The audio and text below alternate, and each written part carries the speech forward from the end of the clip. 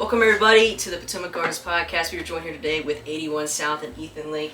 Everybody's just going to go around real quick, say their names and what instrument they play. We'll start with PJ right here. I said his name for him, but... Right on. My name's PJ Walters. Write for 81 South, and I also am lead vocal. What's going on? My name's Mason, and I'm the drummer for 81 South. I'm Austin. I play bass and provide backing vocals for 81 South. And I'm Corey. I'm the lead guitarist and also provide backing vocals. And I do a little bit of the bookworm stuff for the band, all the admin stuff. My name's Ethan. I play guitar and sing, do my own thing. Ethan Lake. Ethan Lake. Start time. Do you guys want me to bring So, the, you want to hear water? a funny story? Yeah. Okay. So, he told Angie, he's like, I need the subs. As long as I can do the subs, like, as long as you got subs. She's like, yeah, definitely, I got it. She's like, food truck will be here, whatever. The food truck. Yeah, dude. Oh, wait, no, I'm not yeah, fucking, wait. I'm not kidding. Yeah, So, no. so he calls her today when he gets here. He's like, yo, where are the subs? She's like, well, the show isn't until later. The food truck's not going to get there for a while. And he goes, no, I need the subwoofer. She goes, what do you mean? He said, I need the speakers. He didn't say subwoofers yet. He just kept texting her subs. Oh, yeah, because So it's she's all like, through yes, text. yes, That's okay, why I'm I'll saying, put an order Cody, Cameron, whatever the hell she's calling you. Tell her what your real name is. Yeah. He's been Cody since we showed up. Yeah. She called you Cody to your face? Yeah. Oh wow. Didn't She even say probably anything. doesn't even recognize. You didn't even say anything. So anyways, No. then she calls Chandler and she's like, yo, can I borrow your subs? He's And I was like, "Yeah." sandwiches? No. But I was like, no. She's like, do you have subwoofers? I'm like, yeah, I got subwoofers. She's like, well, Logan needs them. I'm like, he doesn't have subwoofers? I thought he had subwoofers. She's like, well, yeah, he's got to rent the truck if he brings the subs, so this way he doesn't have to rent a truck. But I thought he was talking about subs and sandwiches. And then So I saw his put an car order- and now I totally understand. I put an order in for She it. put an order in for it. She said, yeah, I got an order in, and they were going to deliver it and everything. Oh, bless her. She was so nice too. But then Oh, she's the nicest lady. I've Yes. known her my entire. Oh, you were Yes. okay. I know her my entire life. Obviously, she's my aunt, but man, I'll tell you, She was. funny. my parents would let me go stay with her, and I don't know what the hell they were thinking. I don't know what to I have no idea. She burnt pizza, like the ovenable pizza. We were on the pool, and it was like 30, 40, 45 minutes, and I said, Aunt Angie, we're going to eat the pizza. I had to be like 10. She said, I forgot I put it in. Went in there. No. Couldn't eat it. Smoking. The house is about to catch on fire. Crazy. She just rolls out and throws us the key to the place. Oh, she Did she really? I'm like, yeah. She does that. She I'm does like, that, yeah. I mean, Corey must look trustworthy because you sure as shit don't. Cody. Cody looks trustworthy as hell. I could have left. She'd been like to the cops, yeah, that guy Cody. I know what you're talking about. It says Corey on my license, sir. We're just talking about you. Why? Do you want to know something? We were talking to Cody about stuff tonight. About what? About stuff tonight. The subs? Just Yeah, so you yeah. Well, the subs, we were but talking about- do you know his name's Corey? Yeah, his Why name's does it say Cody on my caller ID? I don't know. It says, Oh, your caller ID says Cody. I hope it does. Oh. Caller ID So still a that's thing? what it, yeah. Oh, it does. Yeah, it comes The up phone Cody will come up with 81 whoever South. is. Really? Oh, You gotta that's change even that. better. That's weird. That's an epic twist there. We played at a county fair, township fair, Fireman's Fair. and actually. a fireman's fair, but it's for a little town called Walnut Bottom. So My dad was born. we're all sitting getting ready for this show, and we have another opener who came out to help us out. And I mean, lawn chair after lawn chair, and I mean like the median age was like 83, yeah. right?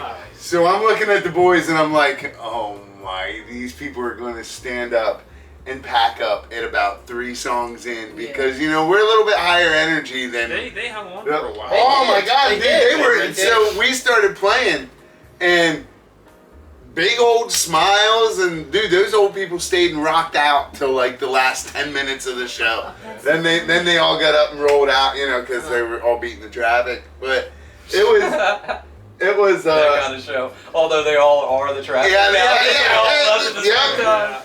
So how did you guys get nominated for Josie Award? Did you put yourself in, or did I somebody put submitted us, and I didn't think anything was gonna happen. And I was like, well, we'll put it in and see what we get. And I was driving. I was working that day and driving back from a site, and I made a Facebook post about something, and someone commented, "Hey, that's great, but congrats on the Josie." And I'm like, "What?" And I looked at my phone and almost wrecked my car. I was like, oh, "Wait a minute, hold up. This can't be real. That's not right." Like, because there's over 101,000 submissions or something. Yeah, it's That's awesome, dude. And it's then- a lot of folks. We stuck to our guns for 2 years Oh, about we just got criticized for it too. just playing just playing originals, and you know, for me is I would rather play a shorter set. Okay, if people can take originals in small doses, right? And you know, it's hit or miss with original music. Sometimes it's awesome, and sometimes it's not so awesome.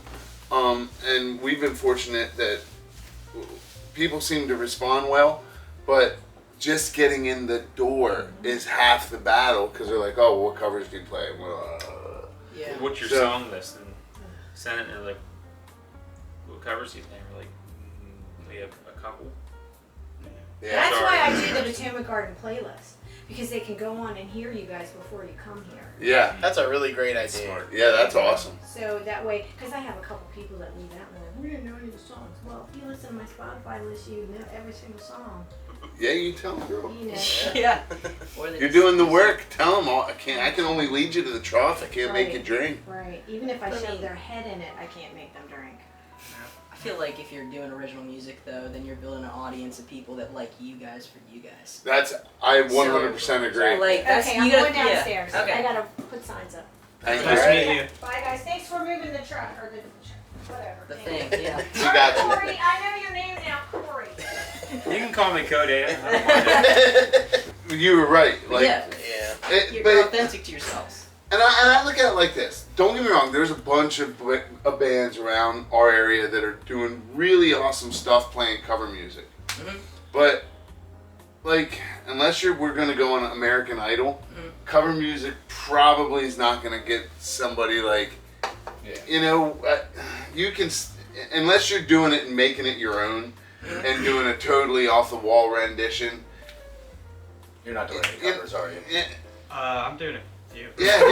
no, I mean, but that's fine. It's No. fine Yeah, to do no. covers. You have to, I think you have to do a few when you and open you- just to get the you- vibe Yeah, up. man. and Yeah, let them well, hell, now we've even started Yeah, doing. we do Oh. a few We'll, covers. we'll probably do 4 or 5 Yeah. covers throughout the night, and just it's to keep the vibe. just to keep the people re-engaged and getting them tapping their toes. But I fought that for the longest time. I felt like we all felt that. But no, I mean, yeah, original music, like, that's where I'm at. I'm like, I want to play my original music, and because I made it, and I have it on, you know, well, I'm trying to get it on Spotify. Like, you know, you guys have 2 originals out, right? Yeah. And then your last one was 2024, right? I think That so. you had. Are you working on any more? Yeah, I mean, I have 8 or 9 songs ready to go, but they're just getting put together. Sure. So Mastering. you've got some stuff like actually like fully recorded. And, like, Yeah, do you- yeah. Is your what was your bartender song? I love that one. Oh yeah, Honky Tonk Heartbreak. Is that one recorded? Yeah, that was the first one we released actually. That's cool. I need to find that. Is it on Amazon? It's on. Yeah, it should be. On where you Spotify. recording at? We recorded a couple songs down in Nashville, and then we recorded with this guy Sean Mercer, who has his own in-house studio off Charles Street. So In Towson. So. can you tell the difference between, let's just call him Sean or Nashville recording? Yeah, Nashville's a lot more like what they were trying to do with the Nashville recordings was a lot more like mainstream country, kind of like the more modern poppy kind of stuff. Yeah. Yeah. And then in Baltimore, we were doing like the more kind of what I want to sound like, the more What about rocky the quality? kinda. That is The quality, what we did in Nashville is we worked with this one guy who had an in-house studio, and he was fine. It was good. He's a really good guitar player. He did a bunch of the guitar work for the album, But with the drums, he did like MIDI drums, and we just hired somebody to re-record those drums, and so. MIDI drums. So what you're talking about is the difference in production. Yeah, I don't really. Were they say, like walking you through? Were they saying, "Hey, I think it'd sound really cool if you did X, Y, and Z instead of like ABC"? Or were they giving you stuff like that? Yeah, there was some stuff like that, but they kind of. The guy we were working with, John Willis, who worked with like Kenny Chesney and stuff. Yeah. Past, he kind of. We came in with ideas of what we wanted it to sound like, and then he kind of just rolled on through and asked us, "Hey, do you like this idea or this idea?" Yeah, I do. You know, I would chime in, I think we should do this or this. Well, so how did you guys get started with the band, and how long have you guys been doing it for? Oh man. Craigslist. So Yeah, really? I That's awesome. actually played guitar with a gentleman. We called ourselves Generation Gap. We still kick around every once in a while and just do, but obviously he's quite older than I am because we call ourselves Generation Gap. His name's Todd. I give him a little love, Todd Grunin. We met in my day job about 14, 15 years ago. Well, him and I started to die down, and I just started like thinking, what am I gonna do, man? I got all these guitars. I like singing with people. I'm not like a powerhouse lone artist like this guy. Like I need some help. Yeah. And so I I posted online once or twice, and I had a few guys come over and we tried it out. Even some mutual friends that they used to play with actually came to my house, and just seemed like nothing was working. I put my ad on Craigslist of all places. Well, so he and I were just Yeah. we were with this other guy that apparently we found out he played with at one point. Same guy, and he just canned the whole thing we were doing. Like out of the blue, told the drummer like, "Hey man, I'm done. Pack your stuff up, go." Didn't text me or him.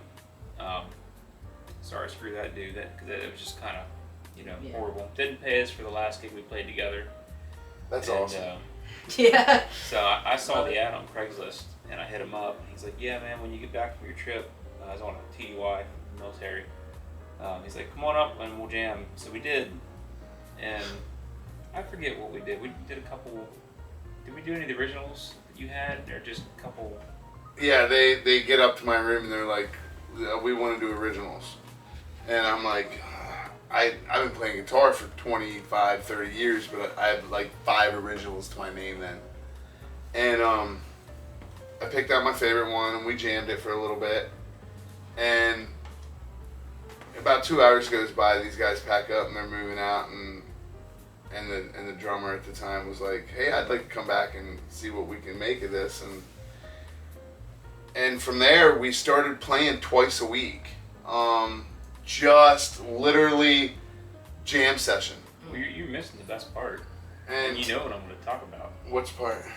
Over. Oh, So, he invited me over the next day. He was having a party at the house. He's like, "Come on over, let's get to know each other, talk a little bit, and there'll be all kinds of beer and whatnot." And I didn't know anybody there when I rolled up, so I found him, started talking, and then he's like, "Oh, I gotta meet my buddy Christian." And we walk out to the garage, and there's a Pelican case with like these high-dollar whiskey glasses and expensive ass bottles of like bourbon and stuff. I'm like, "Oh, the guy's a high roller, pretty classy. All right, must have a portfolio or something, And he turns up a little bit later on and disappears, and I'm standing in his kitchen, and I'm like, "Where'd PJ go?" And he's like, everyone's like, "He went back in the room or something." And he comes back out, and they're short. Daisy Duke, blue jeans, short shorts, and like they weren't blue jeans, they were like khaki. But go on. open button-down shirt, and he's plastered, and I'm like, "What the hell did I get myself into?" Like, They were the kind where you can't sit down or else everything falls out. Yeah. How was the whiskey? That was the whiskey! I don't know. I passed out at one point and wake up until the morning. I don't. Yeah. No. That's what I Yeah, was we. expecting. I'm like, He puts us down. Then after about a month after he called me and pulled me in, Yeah. I found out that he and I had like met each other at a party oh, that we were both at during COVID. Yeah. Over at what was our buddy Troy? no, we- that was Rodney and Kim's. No, it was Troy's. No, It- shout out no. to Troy Reiner. So we Good guy. ended up playing like, so it was him, me, Austin, and then the original bass, drummer, and we ended up playing 5 or 6 times. And I'm actually out at a bar, and my buddy's like, "Hey, how's the band going?" And I was like, "Yeah, we seem to be gelling really well. I mean, we just keep coming over, and I keep writing these songs that I had no idea that was even in my spirit, man." And I was like, he's like, "Well," I said, "We just picked up a bassist," and he's like, "Well, what's your bassist name?" And I was like, "Some dude named Austin," and he goes, "Austin Frenchel." I was like, "I don't know." He goes, "Where does he live?" I said, "I think Middletown." He's like, "Well, that's got to be Austin Frenchel." And he goes, "Well, you know him. His sister was the one that gave you COVID." And I was like, "What?" So he pulls out like this picture. Sure enough, Austin and I are like standing side by side. I take that next picture. to each other Yeah, at a costume party. yeah, we're standing right next to each other at a costume party. I take a picture of it and I was like, "Hey, Austin, you asshole. Yeah. We know each other, man." He was dressed up like a farmer. I remember that. Like a farmer. So- He was dressed up as a farmer, and I was dressed up as Mario. Over at Troy and Katie's house. So about a year in, we decided we named the band. And about 6 months into a different name. At first, we called ourselves the Lift Kit Band, and we were we were pushed into that by the drummer who. I mean, here's how it went. We were like rolling, spitballing ideas, and he's like, "I really like the Lift Kit Band." Then literally like the next day, he shows up with shirts and koozies How? and keychains. He got him. That- made He like, actually had the equipment to produce it Oh, himself. okay. Oh, So so that either makes that or more it was sense. very premeditated. yeah. And I'm like, dude, I fucking hate that name. Like, I hate Yeah. that name. It is awful. But he was, that was his whole shtick altogether. He was much older than I was, and I'm the oldest guy in the band.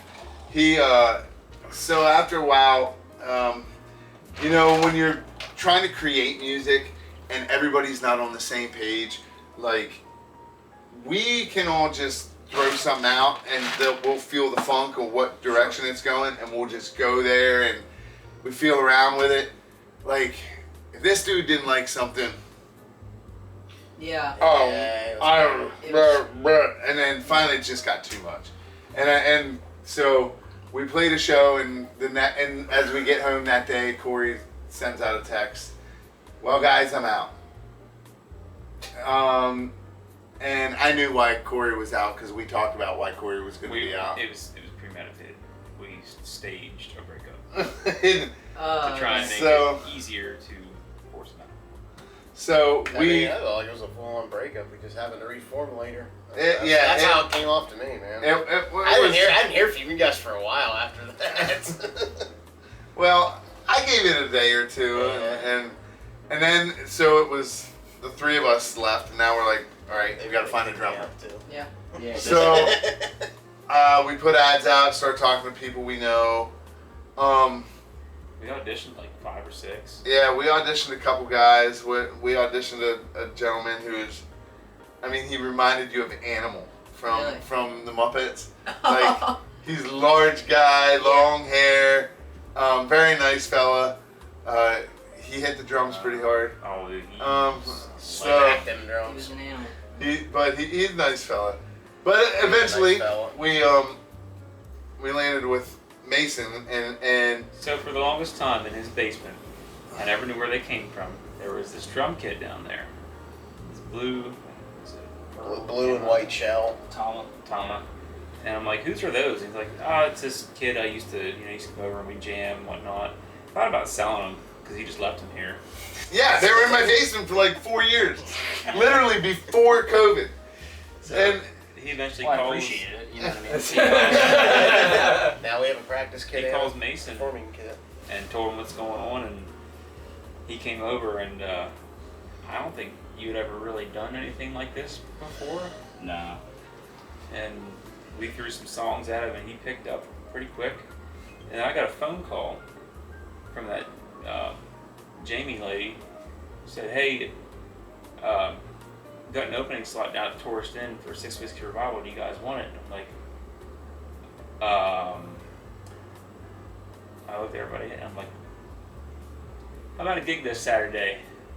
And Mason's like, "Okay." Wow. Yeah, well, thank you guys so much for coming on, and Yeah. it was a great Well- conversation with you guys, and we're excited to hear you play. We're definitely gonna stay and listen to you guys for a little bit. Appreciate the in-person one. This is our first Yes. one, so as we're learning It's a all lot this, of it's fun, really exciting. like, it's really interesting.